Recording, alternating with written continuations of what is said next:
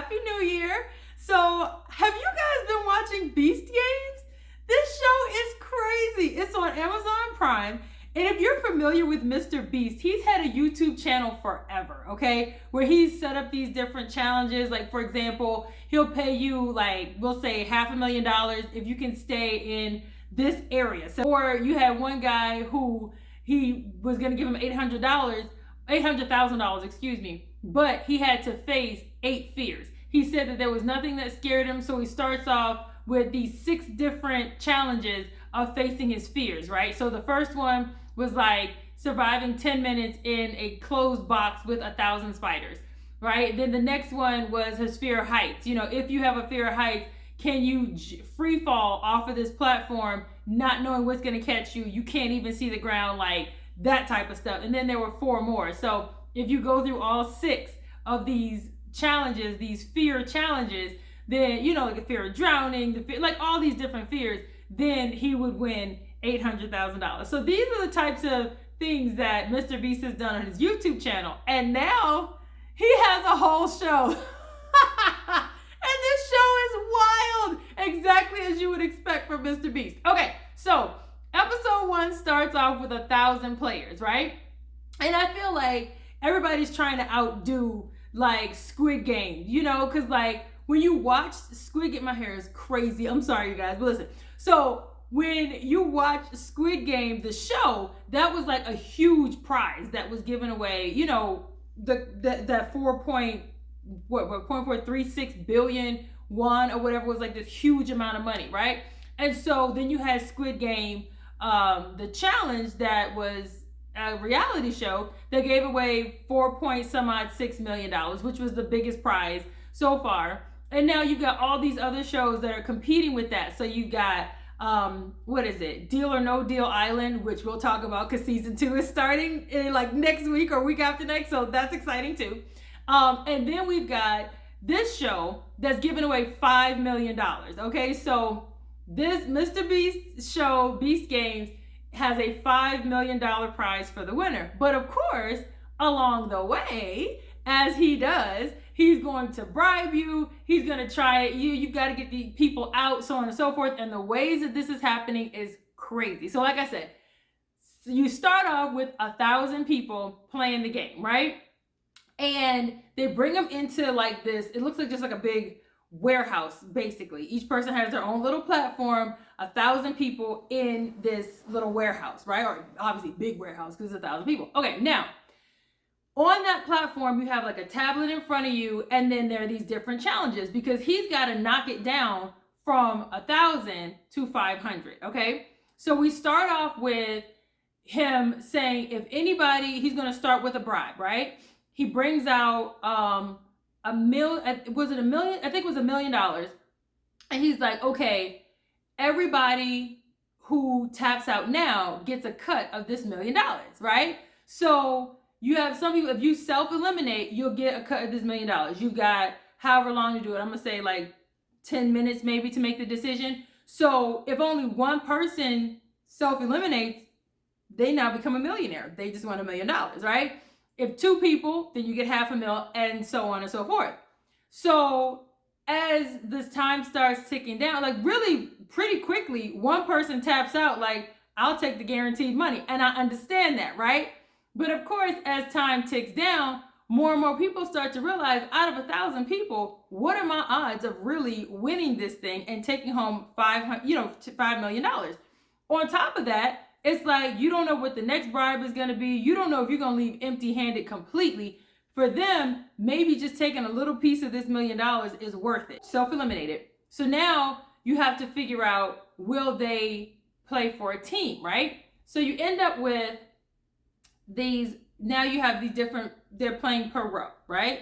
However many people are in this row. So they're playing per row.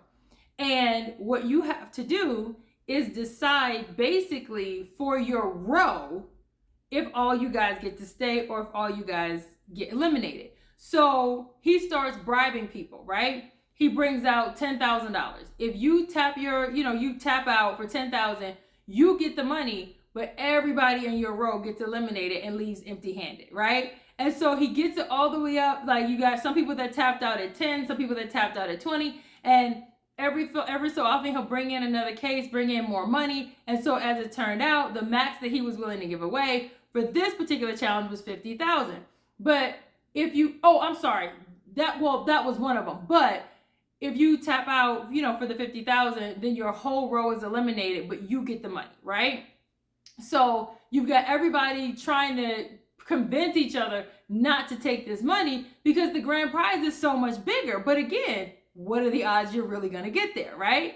So that was one of the challenges. You got people that tapped out from that. Then there was a challenge where now they're going, from versus columns, now they're going, the rows this way, and they've got to break it down. So now you got, people that are, if they don't self-eliminate with nothing, self-eliminate with no money, like there's no bribe, you just need to self-eliminate. If you don't do it, if you do it, you go, but everybody else on your row is saved, right? So if you go, just being a good person, I want y'all to continue on. I don't think I can make it. I'm gonna go ahead and tap out. Everybody else on your row gets to go, gets to stay. But here's the thing: the last 3 rows with nobody to tap out, all of them get eliminated, right? So you've got people that are begging each other, go ahead and tap out, you can't do this, blah, blah, blah, or, take one for the team or whatever, because if you don't tap out, everybody on the row gets eliminated. But then if you tap out too early, you get left with nothing. So it's just the mental acrobatics of this game are pretty intense, okay? So then after he gets down to so many people, now it becomes an individual game. He gives them these blocks and he's like, okay, so each platform, there is a starter block on each platform. And you have to stack all of your blocks that, everybody's given the same amount of blocks. You have to stack all of your blocks on this platform. And the first 100 towers to fall, those people are eliminated, right? Now, there may be more than 100 towers that fall, but it's the first 100 that fall in the time frame, right? So you start, these phone blocks. So everybody starts building their blocks up, and they get them up. This is the crazy part though. Some between each of the platforms is like a chasm, right? So it's like because when they get eliminated, they drop them through the platform, okay? So there's like this chasm, these spaces between each of the platforms. And some players, as they were stacking their blocks, dropped a block down in the chasm. You can't go get it. And the rules state all of your blocks have to be stacked on this starter block. So those were people that were like, they were out because they couldn't complete the challenge. You know what I'm saying? And so at the end of the time frame, they reviewed to see, as these towers fell, once people got them up, and the towers fell, how many, which were the first 100 to fall, or the first 100 people who couldn't complete the challenge because they dropped their block, whatever. And they were left with, so many people. So it was really psychological warfare. It was like you had to think, it went from people screaming, you have to, just go ahead and take one for the team so we don't all get eliminated. Just do it, whatever, to complete silence with everybody concentrating so hard on building these towers. It's one of those shows that it has you gripped, okay? And so you become invested, right? And of course, you start to learn the backstories of some of the players. Now, as we move on, once they get down to 500 players, or below 500 players, they move out of this warehouse area into this city, right? So Mr. Beast has built this entire city for them, right? They've got their little houses, they've got, activities and stuff that they can do. And moving into the city was the big deal. So 500, and actually ended up being a few less because of how it worked with everyone getting eliminated. 490 some odd people ended up moving into the city, right? So that starts episode 2. So now they had this big tower. It had 4 levels, right? And so they split into 8 different teams, right? And they walked, they each picked out of this little bag that gave them like a token. And the token had a number and a symbol, right? So the number told you which floor, one of the 4 floors. The symbol told you which side you'd be on, right? So there were 4 different activities and they were teamed against each other on these 4 levels. So the top level was you had to catch these balls. So that basically like the ceiling was like a grid. And you remember those weird red balls that you used to play with in elementary school? If you're around my age, you know what I'm talking about. That you would play dodgeball with these weird like red balls. That's what they looked like to me. And so you would have someone drop, like on each side, you would drop the ball into this little tube and it would bounce around the grid of the ceiling, and everyone under it had to catch it, right? And the first team to drop a ball the whole team would be eliminated, right? So everybody's trying to catch it. They go through 3 or 4 balls that they've dropped, and like the 4th ball that drops into that they have to catch gets dropped, right? So the 4th ball gets dropped. The team is like devastated, of course, because everybody gets eliminated because they dropped the ball, right? And so you got crying, you got weeping, you got all this disappointment and whatever else because they dropped the ball, right? They've been eliminated and all this. But they don't call it, right? So they say that they dropped the ball. They haven't had any more balls come through the little tube, but they haven't stopped the game yet. Here's what happened. The very first ball to drop into the little grid was dropped by the opposing team, but the immediate judges watching didn't catch it, didn't see that it dropped, right? Like it bounced and he caught it as it bounced. So they didn't notice it. But before they called the game, they reviewed all the footage. And once they reviewed all the footage, they saw that the other team had been eliminated from the very first ball drop. And the switch of emotion from the team that thought they won, realizing that they now lost, and the team that thought they lost, realizing that they now won, oh my gosh, the roller coaster that must have been for those players was crazy, okay? So then we go to the next level, and they have a phone in the room, and you've got to be able to convince people to self-eliminate. They're leaving with nothing. And whomever has the most people left, that whole team gets eliminated, right?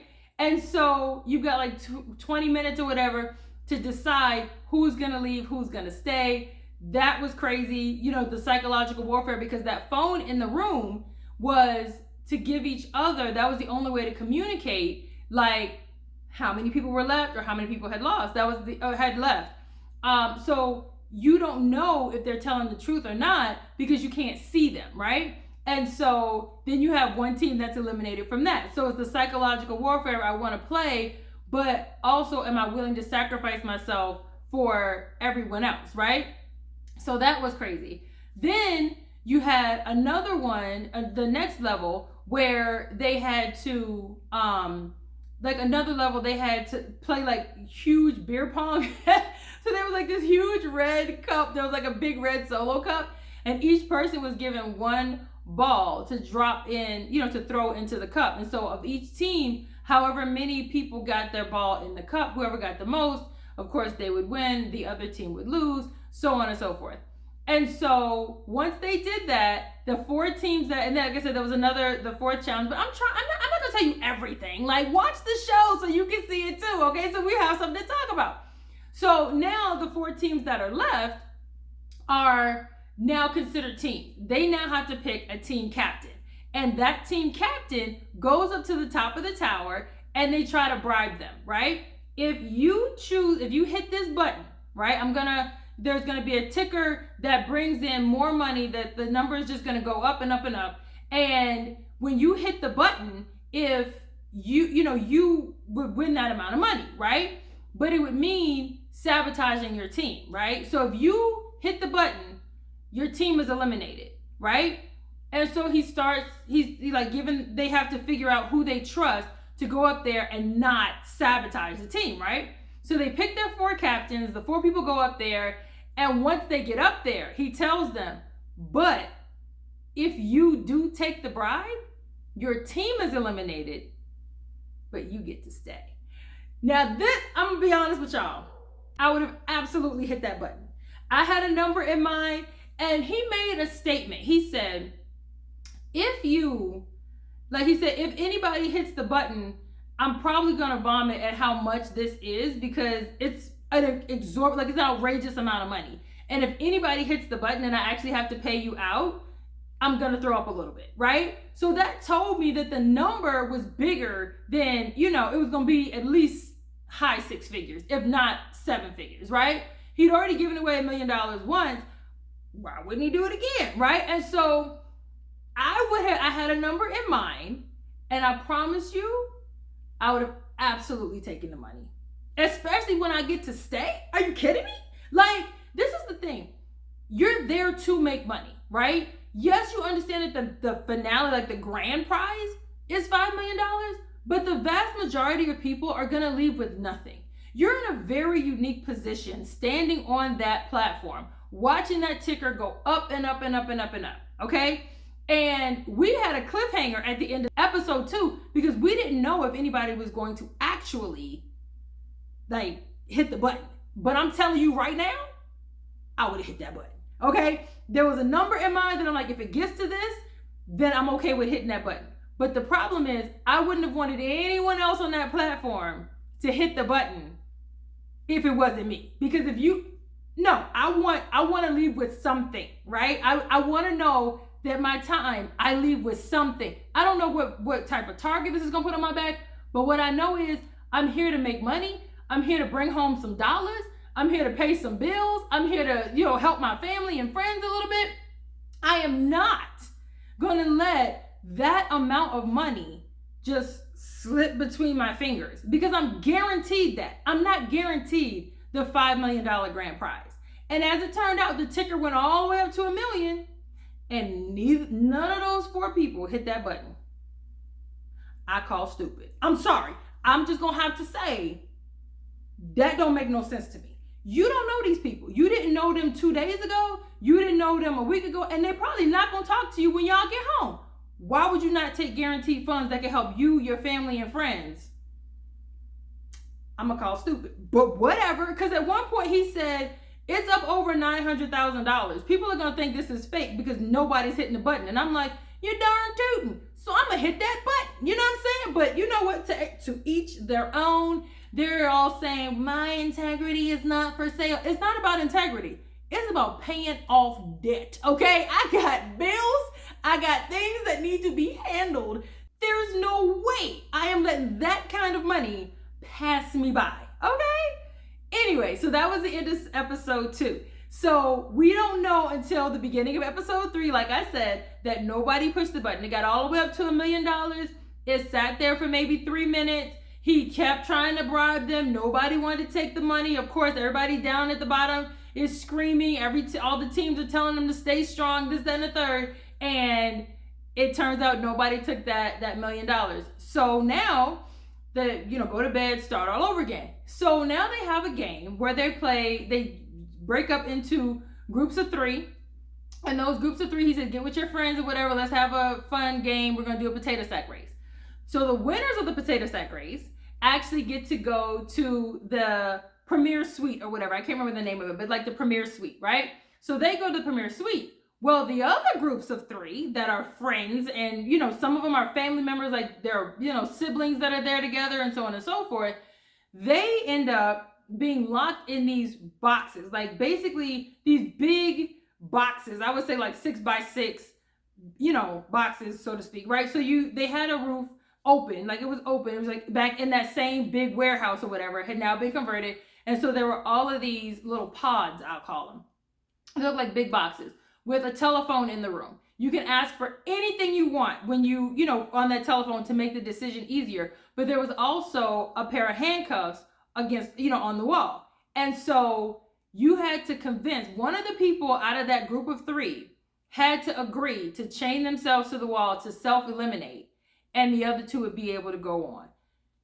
Listen, some of those rooms had, like I said, siblings. So if you have two siblings and then a stranger or a third person, you know, it was kind of obvious.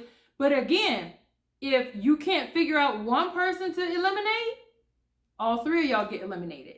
And so they go through asking for these, you know, they pick out different games to play. They had 4 hours to make this decision. So they figure out different games. They come to agreements. They do this, then the third. Some people say, okay, we'll play the game. Then they lose the game and say, well, let's play again. And the other two are like, no, you lost. These were the rules. Chain yourself to the wall. And that person's like, no, I'm not going to do it. We all going to get eliminated because I don't want to go.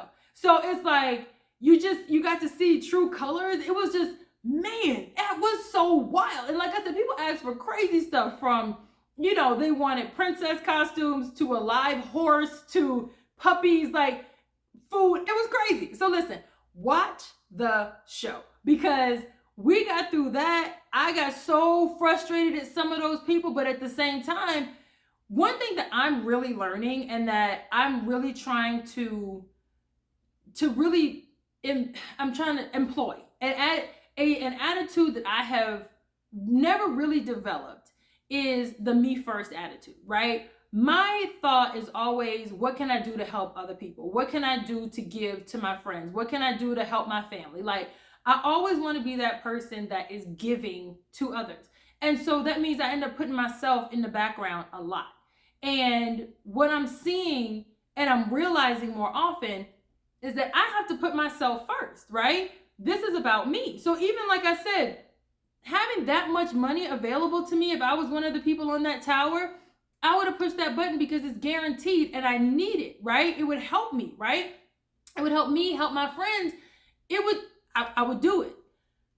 So I understand when you're in that little pod and you and your brother are saying, we're not going to eliminate each other. So you're going to go because we're going to pressure you to go. Like, it just is what it is, you know? And it was like, while I got so frustrated because this poor woman who had kids, you know, she was a single mom. She was there trying to make money for her kids. She just ended up in a pod with two brothers that had this entitled attitude that just drove me bonkers. And she had said, I'm not giving in. So either all three of us are going to be eliminated or one of y'all has to go. Y'all got two chances at this. I only have one. Pick, you know, one of y'all pick who's going home because I'm not going to do it.